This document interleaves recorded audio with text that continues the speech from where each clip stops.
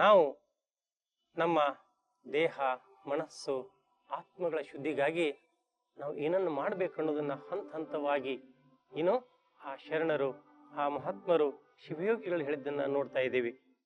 ಇಲ್ಲಿ ಮತ್ತೆ ಸರ್ವಜ್ಞ ಮೂರ್ತಿಗಳು ಆ ಸರ್ವಜ್ಞ ಮೂರ್ತಿಗಳು ಏನ್ ಹೇಳ್ತಾರೆ ನೋಡ್ರಿ, ರಾಗಿಯನ್ನು ಉಂಬುವನು ನಿರೋಗಿ ಎಂದೆನಿಸುವನು.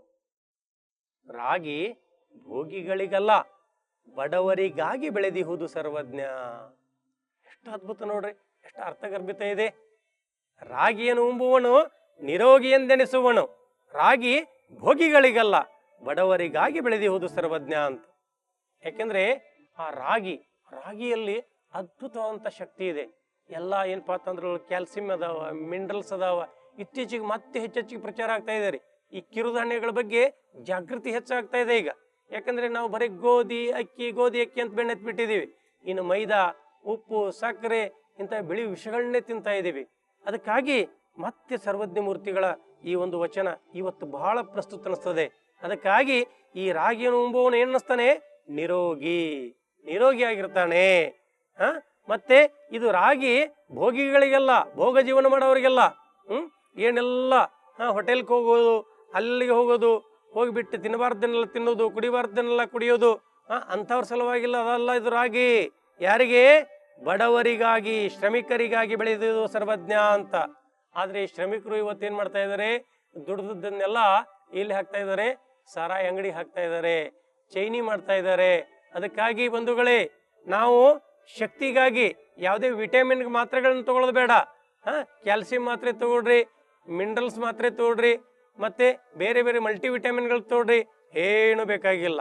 ಈ ರಾಗಿ ಗಂಜಿ, ರಾಗಿ ಮುದ್ದಿ, ಹೌದಾ, ಇನ್ನು ರಾಗಿಯಿಂದ ಮಾಡಿದಂತಹ ದೋಸೆಗಳನ್ನ ಮಾಡಬಹುದು. ಬೇರೆ ಬೇರೆ ಇವು ಕಿರುಧಾನ್ಯಗಳು, ಅದ್ಭುತವಾದಂತ ಶಕ್ತಿ ಉತ್ತರೊಳಗದಾವ್. ಅನೇಕ ಗಂಭೀರ ಕಾಯಿಲೆಗಳಿಂದ ನಾವು ಇದನ್ನು ಮುಕ್ತಿಯನ್ನು ಪಡಿಬಹುದು. ಅದಕ್ಕಾಗಿ ಬಂಧುಗಳೇ, ರಾಗಿಯನ್ನು ಉಂಬುವನು ನಿರೋಗಿ ಅಂತ ಎನಿಸ್ತಾನೆ, ಅವನಿಗೆ ಯಾವುದೇ ಕಾಯಿಲೆಗಳು ಬರೋದಿಲ್ಲ ಅಂತ ಹೇಳ್ತಾರೆ. ಅದಕ್ಕಾಗಿ ನಾವು ಏನ್ ಮಾಡ್ತಾ ಇದೀವಿ, ಪ್ರಜ್ಞಾಪೂರ್ವಕವಾಗಿ ಅಪರಾಧ ಮಾಡ್ತಾ ಇದ್ದೀವಿ. ಆಯುರ್ವೇದದಲ್ಲಿ ಇದನ್ನೇ ಹೇಳ್ತಾರೆ, ಏನು, ಪ್ರಜ್ಞಾಪರಾಧವೇ ರೋಗ. ರೋಗ ಅಂದ್ರೆ ಏನು? ಪ್ರಜ್ಞಾಪೂರ್ವಕವಾಗಿ ನಮ್ಗೆ ಗೊತ್ತಿದೆ, ಚಹಾ ಕುಡಿದ್ರೆ ಹೊಟ್ಟೆ ಉರಿತದೆ, ತಂಬಾಕು ತಿಂದ್ರೆ ಹೊಟ್ಟೆ ಉರಿತದೆ, ಅತಿಯಾಗಿ ಖಾರ ತಿಂದ್ರೆ, ಮಸಾಲೆ ತಿಂದ್ರೆ, ಬೇಕರಿ ಐಟಮ್ ತಿಂದ್ರೆ ಹೊಟ್ಟೆ ಗ್ಯಾಸ್ ಹಿಡಿತದೆ, ಇವೆಲ್ಲರಿಗೂ ಗೊತ್ತದೆ. ಗೊತ್ತಿದ್ದು ನಾವೇನ್ ಮಾಡ್ತೀವಿ, ತಪ್ಪು ಮಾಡ್ತೀವಿ. ಯಾರಾದ್ರೂ ಮುಳ್ಳಿನ ಮೇಲೆ ಕಾಲಿಡ್ತಾರ ಅಥವಾ ಒಡೆದ ಕಾಜಿನ ಮೇಲೆ ಕಾಲಿಡ್ತಾರ? ಯಾಕೆ ಇಡೋದಿಲ್ಲ? ಅದು ಪ್ರಜ್ಞೆ. ಪೆಟ್ರೋಲ್ ಗಾಡಿ ಯಾರ್ಯಾರು ರಾಕೆಲ್ ಹಾಕ್ತಾರನ್ರಿ, ಅದು ಸೀಮೆ ಎಣ್ಣೆ ಹಾಕ್ತಾರ? ಇಲ್ಲ, ಅದು ಪ್ರಜ್ಞೆ. ನೋಡಿ, ಒಂದು 30-40 ಸಾವಿರ ರೂಪಾಯಿದ ಗಾಡಿ ಬೇರೆ ಬೇರೆ ನೀವು ಅದು ಕೆಟ್ಟ ಹೋಗಿಬಿಟ್ರೆ ಅನೇಕ ದೊಡ್ಡ ದೊಡ್ಡ ಶೋರೂಮ್ಗಳದಾವ, ಅಲ್ಲಿ ಮತ್ತೆ ಅವು ಸಿಗ್ತಾವ. ಆದ್ರೆ ಈ ದೇಹ ಅನ್ನುವಂಥ ಮೋಟರ್ ಸೈಕಲ್ದ ಪಾರ್ಟ್ಗಳು ಹೋಗಿಬಿಟ್ರೆ ಯಾವುದೇ ಶೋರೂಮ್ಗಳಿಲ್ಲ. ಅದಕ್ಕಾಗಿ ಇದ್ದದ್ದನ್ನೇ ಸರಿಯಾಗಿ ನಾವೇನ್ ಮಾಡ್ಬೇಕು, ಜಾಕ್ ಮಾಡ್ಕೋಬೇಕು.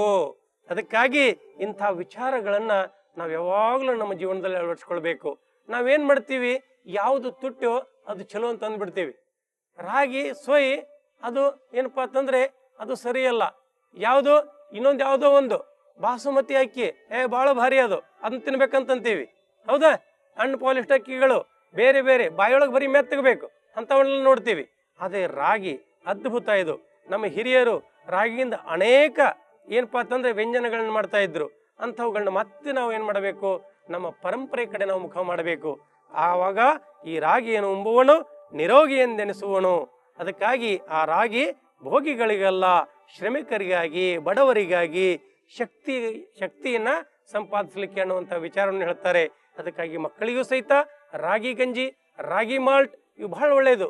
ನಮ್ಮ ಕಡೆ ಎಲ್ಲಾನು ಇತ್ತೀಚೆಗೆ ಏನೋ ಯಾವುದೇ ಒಂದು ಬೇಸಿಗೆಯಲ್ಲಿ ಸಮಾರಂಭಗಳಿದ್ರೆ ಇವತ್ತು ರಾಗಿ ಅಂಬ್ಲಿ ಅಂತ ಮಾಡ್ತಾ ಇದ್ದಾರೆ. ಅದಕ್ಕಾಗಿ ಅಂಥ ರಾಗಿಯನ್ನ ನಾವು ಬಳಸೋಣ, ನಿರೋಗಿ ಆಗೋಣ ಅಂತ ಹೇಳ್ತಾ, ಈಗ ನಾವು ಇನ್ನೊಂದು ಸರ್ವಜ್ಞ ಮೂರ್ತಿಯವರ ಏನಪ್ಪಾ ಅಂತಂದ್ರೆ ಒಂದು ವಚನವನ್ನ ನೋಡೋಣ. ಬಹಳ ಅದ್ಭುತವಾದಂಥ ವಚನ ಇದು. ಎಲ್ಲನೂ ಏನಪ್ಪಾ ಅಂತಂದ್ರೆ ನಾವು ಯಾವುದನ್ನ ಬೇಡ ಅಂತಿದ್ದೀವಿ ಅದನ್ನ ಮೊದಲೇ ಬೇಕು ಅಂತ ಹೇಳಿ ಹೋದ್ರು ನೋಡಿ. ಯಾಕಂದ್ರೆ ಇವತ್ತು ಬಹಳದು ಪ್ರಸ್ತುತದೆ. ಹೇಳ್ತಾರೆ, ನವಣಿಯನ್ನು ಉಂಬುವನು ಹವಣಾಗಿ ಇರುತಿಹನು, ಭವಣಿಗಳಿಗೆ ಅವನು ಒಳಬೀಳ. ಇದು ಈ ಮಾತು ಟವಣವೆಲ್ಲೆಂದ ಸರ್ವಜ್ಞ. ನವಣಿಯನ್ನು ಉಂಬುವನು ಹವಣಾಗಿ ಇರುತಿಹನು, ಭವಣಿಗಳಿಗೆ ಅವನು ಒಳಬೀಳ.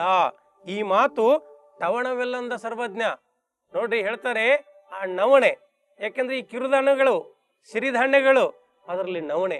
ಇವತ್ತಿನ ಮಕ್ಕಳಿಗೆ ನವಣೆ ಅಂದ್ರೆ ಏನ್ರಿ ಏನಂತ ಕೇಳ, daddy what is meant by navane ಅನ್ನುವಂಥ ಪರಿಸ್ಥಿತಿ ಬಂದಿದೆ ಇವತ್ತು. ಯಾಕಂದ್ರೆ they know only pizza and burger, ಇಟ್ಟೇ ಗೊತ್ತಾ ಮಕ್ಕಳಿಗೆ. ಯಾಕಂದ್ರೆ ಇವತ್ತು ಪರಿಸ್ಥಿತಿ ಬರೀ ಮೈದಾ ಸ್ವೀಟು, ಬೇಕರಿ, ಹೋಟೆಲು, ಇದು ಬಿಟ್ರೆ ಮಕ್ಕಳಿಗೆ ಈ ನವಣೆ ಅಂದ್ರೆ ಗೊತ್ತಿಲ್ಲ. ಯಾಕಂದ್ರೆ ಅದನ್ನು ಸ್ಪೆಷಲ್ ಆಗಿ ಯಾವುದೋ ಒಂದು ಶೋರೂಮ್ ಮಾಡಿ ಚಿನ್ ತೋರಿಸ್ಬೇಕಾಗುವಂಥ ಪರಿಸ್ಥಿತಿ ಬಂದ್ಬಿಟ್ಟಿದೆ ಈಗ. ಯಾಕಂದ್ರೆ ಬೆಳೆಯೋದು ಕಡಿಮೆ ಆಗಿದೆ. ಯಾಕಂದ್ರೆ ಬರೀ ಗೋಧಿ ಬೆಳ್ಳತ್ಯಾರ ದುಡ್ಡಿಗಾಗಿ, ಅಕ್ಕಿ ಬೆಳ್ಳತ್ಯಾರ, ಕಬ್ಬ ಬೆಳಿಲತ್ಯಾರ, ಹೌದಾ? ಆದ್ರೆ ಈ ನವಣೆಯನ್ನ ನಾವೆಲ್ಲ ಮರೆತು ಬಿಟ್ಟಿದ್ದೀವಿ. ಆದ್ರೆ ಮತ್ತೆ ಇವತ್ತು ನಾನು ಅನೇಕ ಫಿಸಿಷಿಯನ್ಸ್ಗಳನ್ನ ನೋಡಿನಿ ನಾನು. ಈಗ ತಮ್ಮ ಏನಪ್ಪಾ ಅಂತಂದ್ರೆ ಹಾಸ್ಪಿಟಲ್ನಲ್ಲಿ ಯಾಕಂದ್ರೆ ಅನೇಕ ಇವತ್ತು ಎಷ್ಟು ಇನ್ಸುಲಿನ್ ಡೋಸ್ ಕೊಟ್ಟರು ಶುಗರ್ ನಾರ್ಮಲ್ ಬರುವಾತ್. ಅದಕ್ಕೆ ಅವ್ರು ಏನು ತಿಳ್ಕೊಂಡ್ರು, ಅವರು ಈಗ ಸದ್ಯಕ್ಕೆ ನೆಟ್ನಲ್ಲೆಲ್ಲ ನೋಡ್ತಾ ಇದ್ದಾರೆ. ಯಾಕಂದ್ರೆ ಅನೇಕ ತಜ್ಞರು ನವಣೆಯ ಬಗ್ಗೆ ತಮ್ಮ ಆವಿಷ್ಕಾರಗಳನ್ನ, ತಮ್ಮ ರಿಸರ್ಚ್ಗಳನ್ನ ಮುಂದಿಡ್ತಾ ಇದ್ದಾರೆ. ಆ ಕಿರುಧಾನ್ಯಗಳನ್ನ ತಿಂದ್ರೆ ಗಂಭೀರ ಕಾಯಿಲೆಗಳು ದೂರ ಆಗ್ತಾ ಇದೇವಂತ. ಯಾಕಂದ್ರೆ ಇವತ್ತು ಸೋಷಿಯಲ್ ಮೀಡಿಯಾದಲ್ಲಿ ಎಲ್ಲಾ ವಿಚಾರಗಳು ನೋಡ್ಲಿಕ್ಕೆ ಸಿಗ್ತದೆ. ಅನೇಕ ತಜ್ಞ ಆಯುರ್ವೇದ ವೈದ್ಯರು ಇವತ್ತು ತಮ್ಮ ಹಾಸ್ಪಿಟಲ್ನಲ್ಲಿ ಅವ್ರ ಪ್ರಿಸ್ಕ್ರಿಪ್ಷನ್ ಅಲ್ಲಿ ಬರಿತಾ ಇದ್ದಾರೆ 2 kg ನವಣೆ. ನೋಡಿದೀನಿ ನಾನು, ನಮ್ಮ ಊರಿನಲ್ಲೇ ನಾನು ನೋಡಿದ್ದೇನೆ. ಅದಕ್ಕಾಗಿ ಬಂಧುಗಳೇ, ಆ ನವಣೆ ಸರ್ವಜ್ಞ ಮೂರ್ತಿಗಳು ಅವಾಗ ನೋಡ್ರಿ ಎಲ್ಲ ಎಚ್ಚರ ಮಾಡಿದ್ರು, ಅವಾಗನು ಎಚ್ಚರ ಮಾಡಿದ್ರು. ಈಗ ನಾವು ಬಹಳ ಎಚ್ಚರ ಬೇಕಾಗಿದೆ. ನವಣೆಯನ್ನು ಉಂಬೋನು ಹವಣ ಆಗಿ ಅಂದ್ರೆ ಆರಾಮಾಗಿರ್ತಾನಂತ. ಅವನಿಗೆ ಯಾವುದೇ ಇಂಡೈಜೆಷನ್ ಇರೋದಿಲ್ಲ, ಅವನಿಗೆ ಜಾಯಿಂಟ್ ಪೇನ್ ಇರೋದಿಲ್ಲ, ಮಲಬದ್ಧತೆ ಅನ್ಕ ಅವನಿಗೆ ಇರೋದೇ ಇಲ್ಲ ನವಣೆಯನ್ನು ತಿಂದ್ರೆ. ಆ ನವಣೆಯನ್ನು ಉಂಬುವನು ಹವನಾಗಿ ಇರುತ್ತಿಹನು, ಬವಣೆಗಳಿಗೆ ಅವನು ಒಳಬೇಳ. ಬವಣೆ ಅಂದ್ರೇನು? ತಾಪತ್ರಯ, ತ್ರಾಸ, ತೊಂದರೆ. ಅವನಿಗೆ ಯಾವುದೇ ತೊಂದರೆಗಳು, ಕಾಯಿಲೆಗಳು ಅವನ್ನ ಬಾಧಿಸೋದಿಲ್ಲ ಅನ್ನುವಂಥ ವಿಚಾರವನ್ನು ಹೇಳ್ತಾರೆ. ಈ ಮಾತು ತವಣವೆಲ್ಲಂದ ಸರ್ವಜ್ಞ, ಇದು ಸುಳ್ಳಲ್ರಪ್ಪ, ನಾ ಖರೆನ ನಿಮ್ಗೆ ಹೇಳತ್ತೀನಿ ಅನ್ನುವಂಥ ವಿಚಾರವನ್ನು ಹೇಳ್ತಾರೆ. ಅಷ್ಟು ಗಟ್ಟಿಯಾಗಿ ಏನು ಆ ಸರ್ವಜ್ಞ ಮೂರ್ತಿಗಳು. ಎಂಥ ವೈದ್ಯರಿದ್ರು ಹೇಳ್ರಿ, ಎಲ್ಲ ಫೀಲ್ಡ್ನಲ್ಲಿ ನಾವು ಕೈ ಆಡಿಸ್ಬಿಟ್ರು. ಎಲ್ಲ ನೀವು ಆ ವಚನಗಳನ್ನ ನೋಡಿದ್ರೆ ಎಷ್ಟು ಜ್ಞಾನ ಇತ್ತು ಸರ್ವಜ್ಞ ಮೂರ್ತಿಗಳಿಗೆ ಅಂತ ತನ್ನನ್ನು ತಾನು ಹೇಳ್ಕೊಂಡ್ರು. ನಾನು ಸರ್ವಜ್ಞ ಅನ್ನುವಂಥ ವಿಚಾರವನ್ನು ಹೇಳಿದ್ರು. ಯಾಕಂದ್ರೆ ಪರಮಾತ್ಮನ ನಾವು ಸರ್ವಜ್ಞ ಅಂತ ತಿಳ್ಕೊಂಡಿದ್ದೀವಿ, ಇವರು ನಾನೇ ಸರ್ವಜ್ಞ ಅಂತ ಹೇಳಿದ್ರು. ಯಾಕಂದ್ರೆ ನಮ್ಮ ಪಾಲಿಗೆ ಅವರು ಖರೆ ಸರ್ವಜ್ಞ.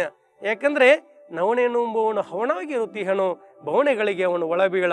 ಈ ಮಾತು ಟವಣವಿಲ್ಲಂದ ಸರ್ವಜ್ಞ ಅನ್ನುವಂಥ ಮಾತನ್ನ ನಾವು ತಿಳ್ಕೋಬೇಕು, ನಮ್ಮ ಜೀವನದಲ್ಲಿ ಅಳವಡಿಸ್ಕೊಳ್ಬೇಕು. ಆ ನವಣೆಯನ್ನ ನಾವು ಇನ್ನು ಮುಂದಾದ್ರೂ ಬಳಸೋಣ.